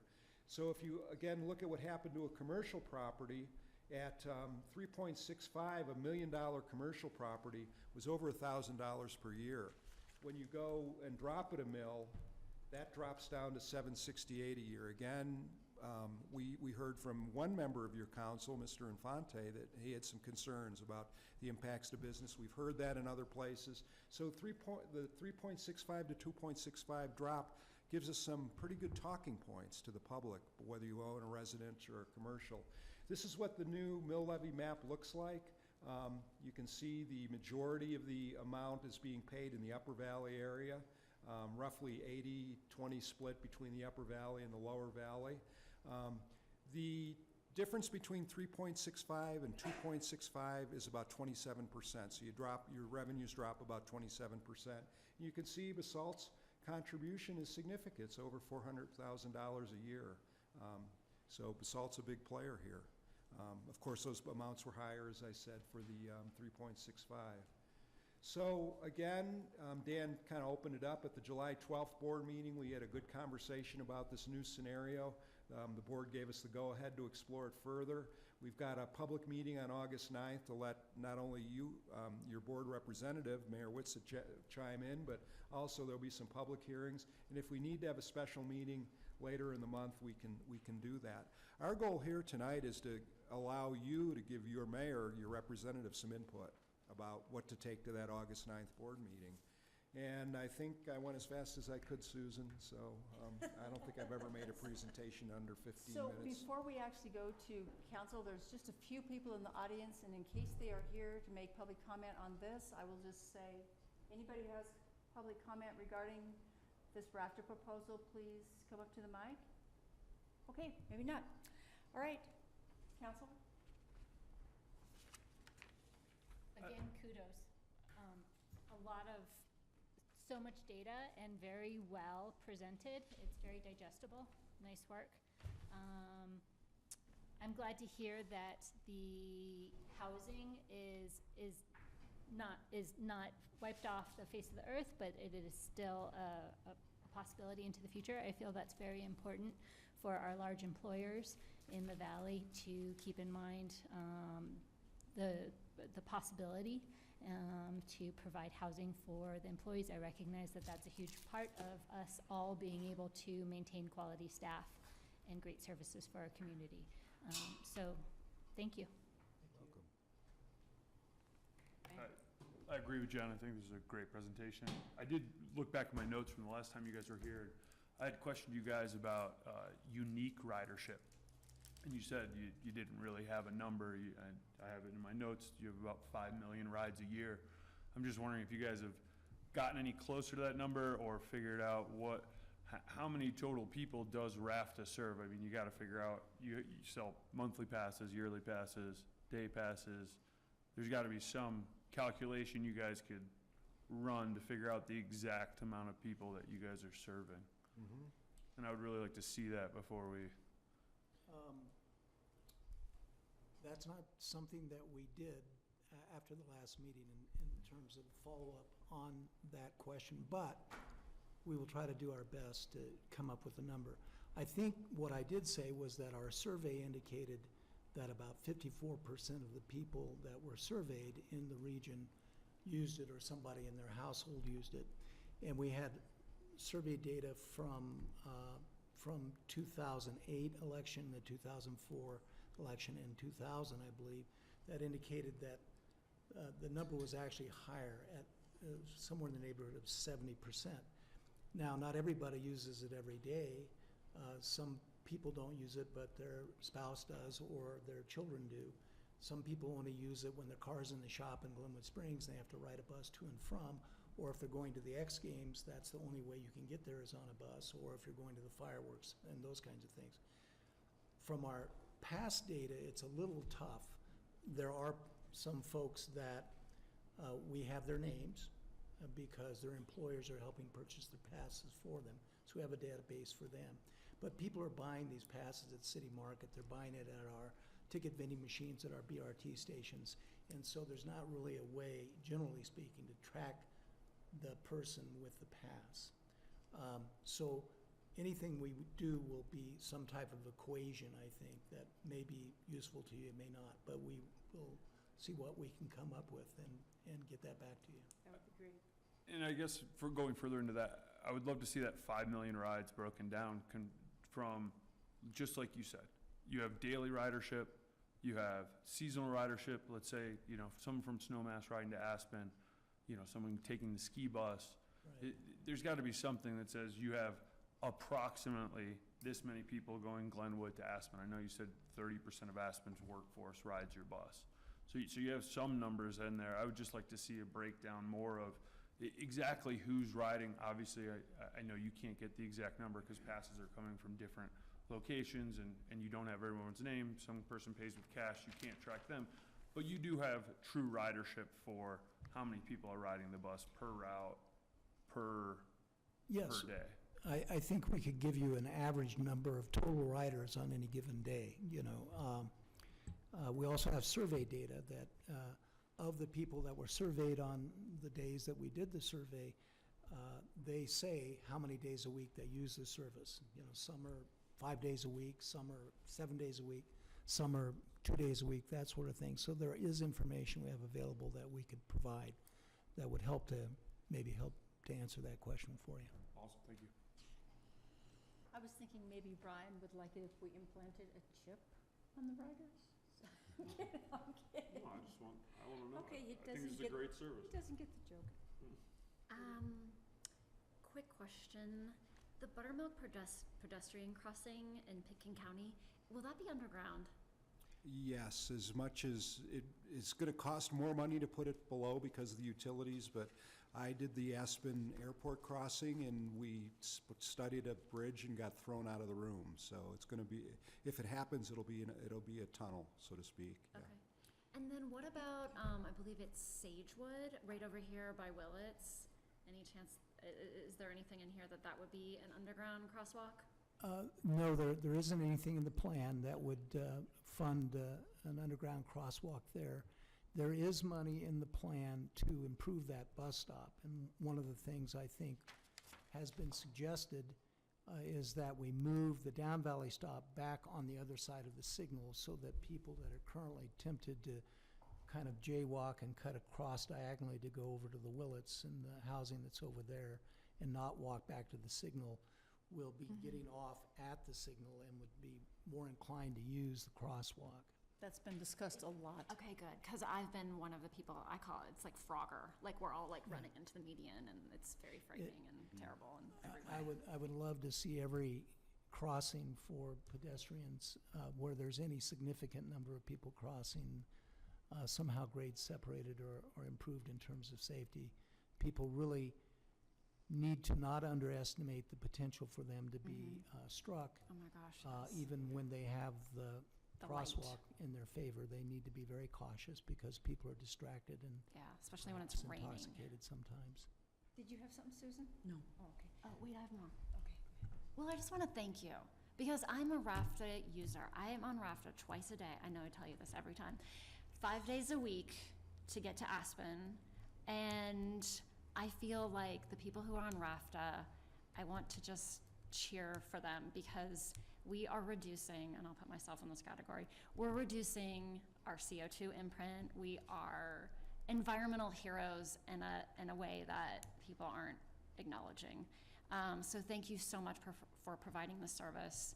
And I would love to provide my support for this. I guess my concern is that with what you experienced and what we're experiencing right now with this fire and flood, that this Basalt community is going to be so impacted that contemplating a tax increase is just like almost unfathomable right now when we're dealing with insurance increases. And I just want to make sure that RAFT is healthy and goes for the right time. And I know you'll use your surveys and the August 8th meeting, but I just really want to support the health of RAFTA and the growth of RAFTA so we get more people out of their cars for our entire community and health. The one thing I was Thanks. gonna add too is between now and the 9th meeting, if everybody would sort of ask your neighbors, talk to people about this and see what their temperature is, staff, everybody, because the truth is, you know, I don't think we can go down much farther. We actually started at 5 mil on our conversations, and then went 365, now 265, because, you know, some of us couldn't take the pain of 365, me. You know, I still wonder, but it's not a lot compared to like Crown Mountain or something. It's just not that bad. So, but anyway, if you could contact me before the next meeting, if you have anything else that comes up. It sounds like there's pretty positive in this group, and I don't know where Auden is. Gary, I think, is probably supportive. I don't know where Bill is, so I'll try to find out from them too. That'd be great. Before we go, because they're all out of town, all 3 of them. And we'll try to get information back to the council to address the questions that you raised, Ryan. I'm sorry that we. No, you guys, this is an amazing presentation. I love what you guys are doing. It's a super asset to the valley. I just know that money's tight and, Sure. you know. If you get that information, could you just send it to Ryan Mahoney, and so that he could give it to all of us? Because I think it's an Ryan interesting. Mahoney? The No, Town he's manager. the town manager. He's not here. He's not here. Oh, he's not here. He's absent. He's not here. He's not here either. Yeah. Whatever. That's why he's Fairbanks. telling you. You can just give it to the town attorney. He's the only one left, right? Only one left standing. That's what I'm saying. All right. Sorry, Jeff. It's all good. Out of Anything else? Keep it on, keep it on. Thank you. Thank you Thank very you much. very much for your Thanks. time. Okay. Here is Ryan's business card.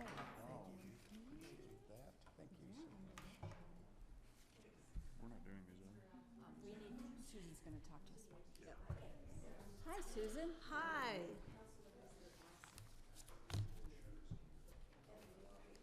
It's warm in here and I'm never warm. Should we talk about resolutions 16 and 17?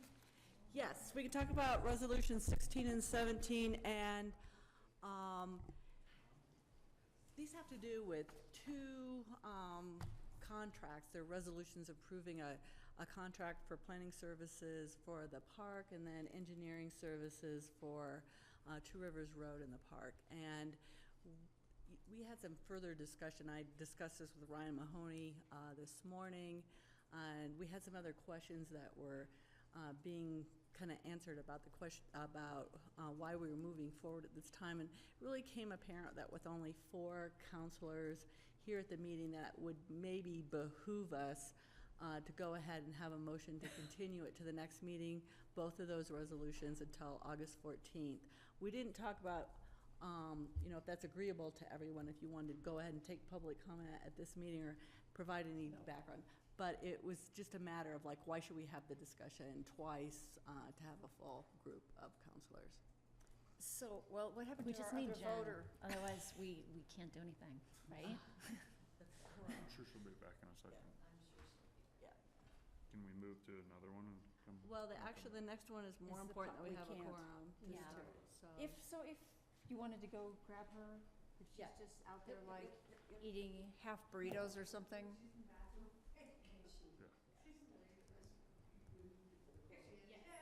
Yay. We need you. I had been sitting here for so long, I needed to do some human tasks. Had a break, because Yes. probably everybody's in the same boat. Okay, so, So- go ahead. Well, we were just kind of suggesting that we have a motion to continue both resolutions until the August 14th. 6A meeting. and 6B. Yes.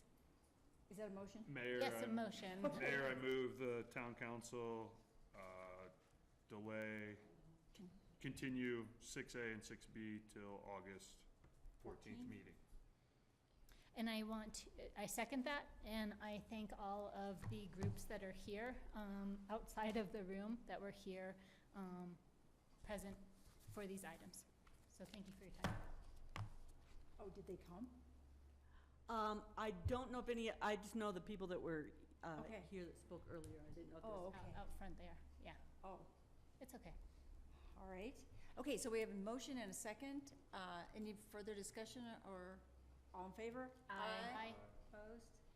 Okay, good. That's probably better. Okay, so, our next item is a public hearing. Don't help me. I can get there.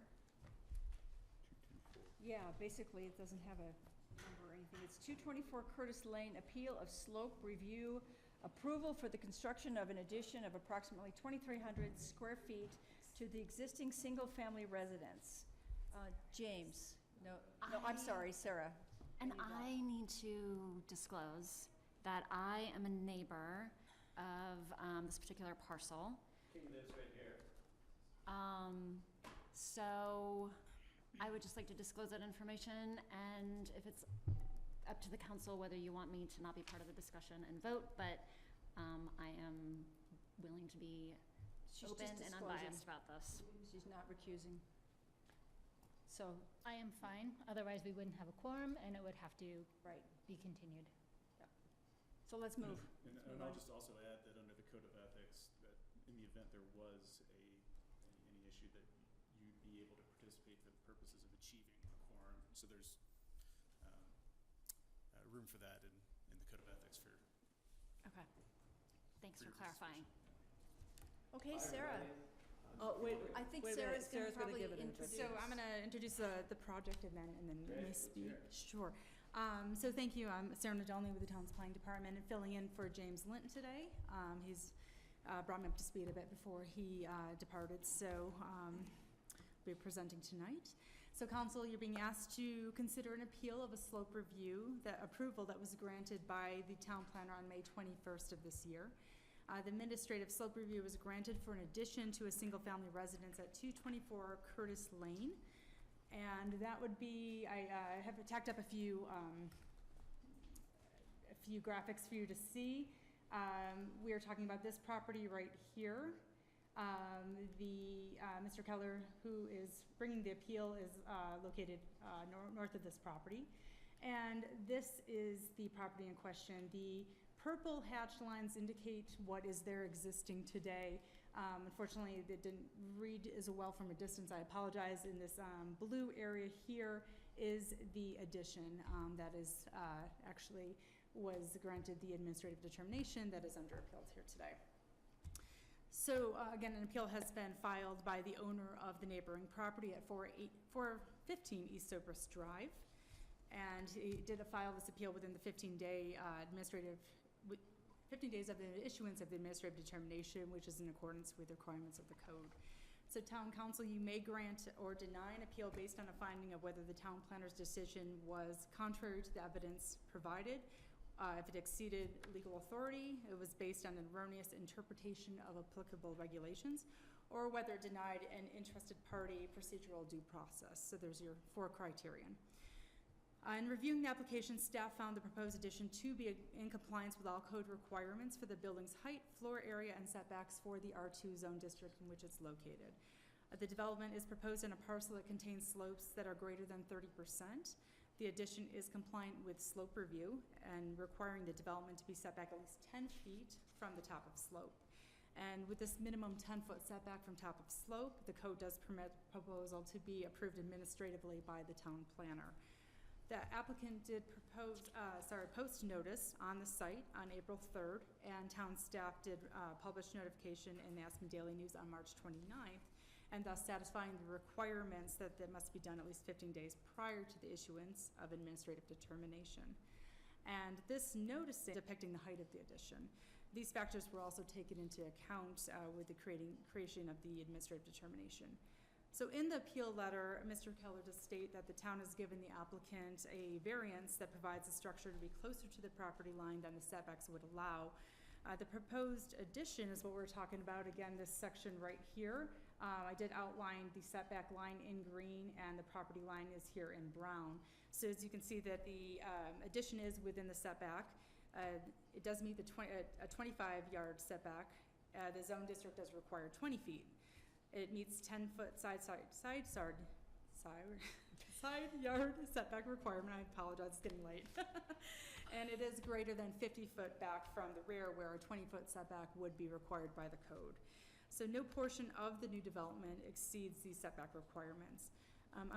I gave a copy of this to all of council members. I did receive this public comment today from another neighbor who is here today but asked me to read her comment letter.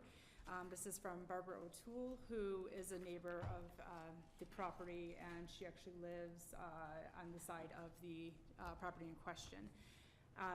Her letter reads, Dear Council, I live next door to 224 Curtis Lane. I do not have a formal objection to the proposed construction, but would like to request that my neighbors at 224 Curtis Lane add privacy landscaping to their building plans.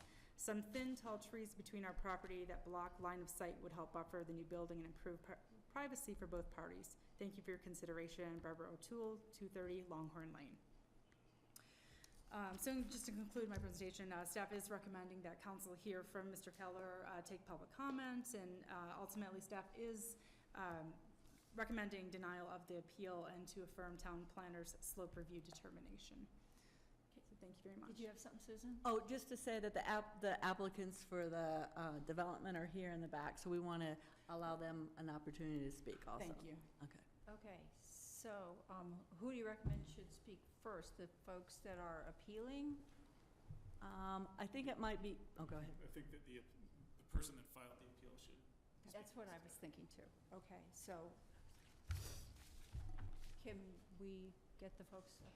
So this is Mr. Keller. He's filed the appeal. Hi, my name's Chris Keller. Nice to meet you. Welcome as neighbors. What I wanted to point out right here is this is the proposed area to build. This is where Barbara O'Toole lives. This is my house, and this is Katie's house. The development is going to be here. I'm not opposed to development in any way, shape, or form. I just wanted to be heard. I didn't have a chance to meet with Susan. I met with James a couple times, and I was just shot down. So I really appreciate you taking a moment. I wanted to point out a couple of things. One, if you take a look at the property, and I'll do it here because it's easier for people to see. This existing structure, when the lot split was granted, okay, they allowed them to keep the existing development that was here, okay? Right here, this is 3.1 feet from the setback line. Right here, or it's 1.5, and this is 3.1 right here. If you take a look at your green line, that's a 10-foot setback. This should be 20 feet. All I asked for, and all I wanted to be heard on, is I really think that the view corridor that would directly impact my house in the future and why people live in this area is for the views. And this is what I was trying to get across and was not able to, is open up the view corridor. It's not just for me today, it's for people in the future. That's why people are here, okay? You don't want to live 10 feet from your neighbor's fence, 10 feet over. You can even hear Barbara saying, hey, can you please add some, trees? That's all I'm asking. I wish you well. I hope you enjoy your house. You have a beautiful lot. Thank you. Thank you. Okay, so is there anybody else that is not part of either the appeal or the homeowner that has public comment about this okay, because we got Barbara's in writing, so I guess we want to hear from the property owner.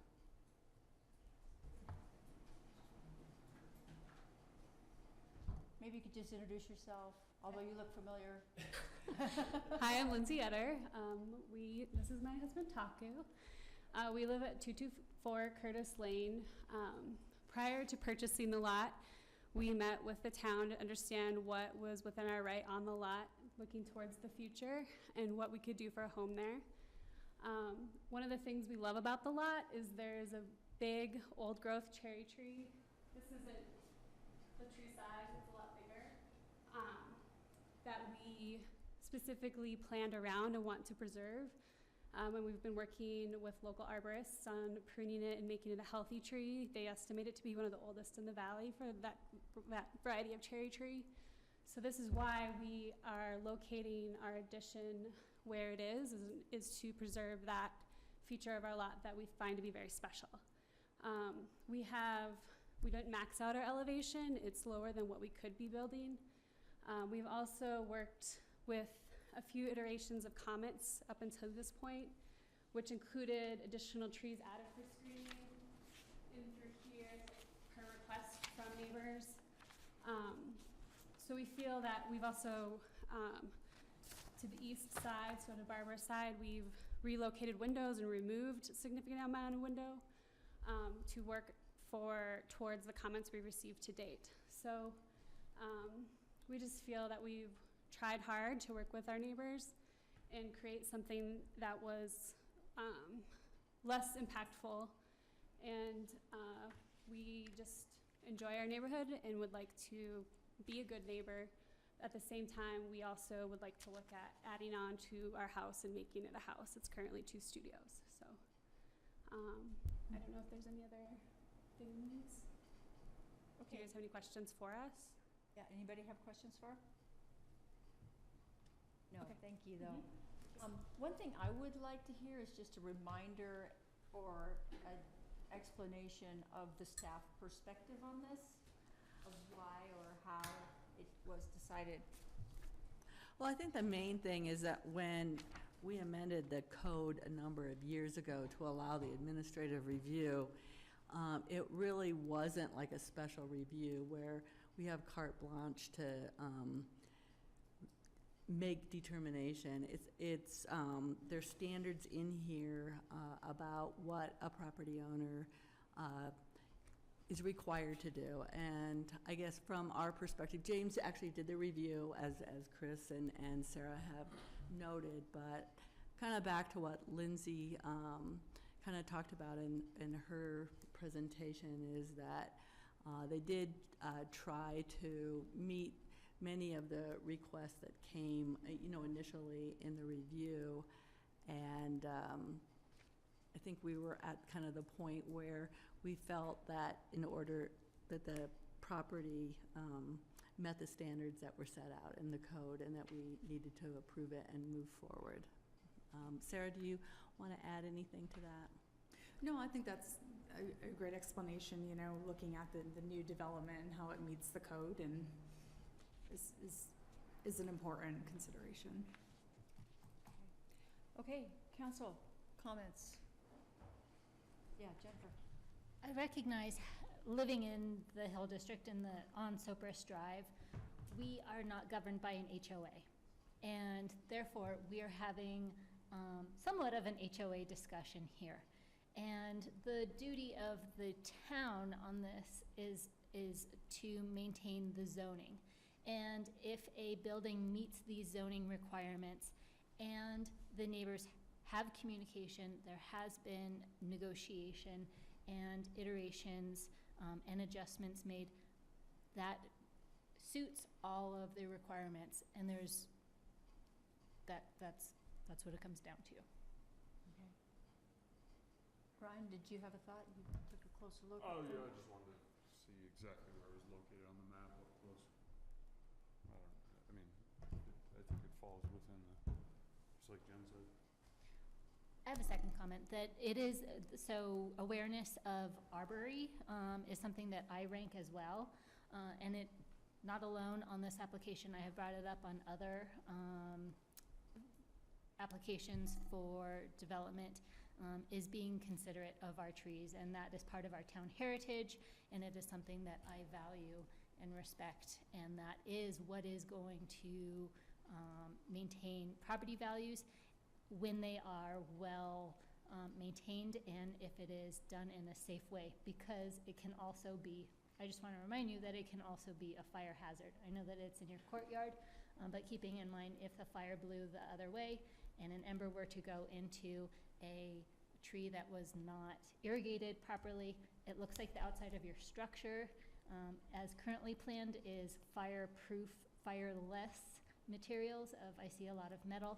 I commend you, and that's smart planning. Actually, I just have Yes, one question. yeah. Am I allowed to ask Mr. Keller a question? Sure. So your appeal is basically you just wish the building was a little further off to Yeah, have you the gave, viewpoint? yeah, right here, you gave variances here. All I asked for is just to move it a little, that's all. That was your question? Yeah, that's it. Okay, yeah, And I didn't get heard on that, so I got very frustrated with that. Thank you for asking. totally understand. I just wanted to make sure that I understood your. Did you have another comment? Because you need to come up to the mic, please.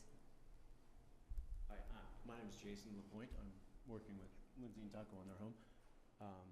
The definition of the object up there at the top is a non-conforming existing structure.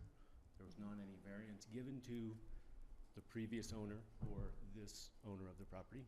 That's just to clarify what it is. There's no variance given. Thank you. Thanks. It's basically grandfathered in, right? No, yeah, it's there. Yeah, That's just a definition. Katie? You got nothing? No. I got nothing. Okay, does anybody have a motion?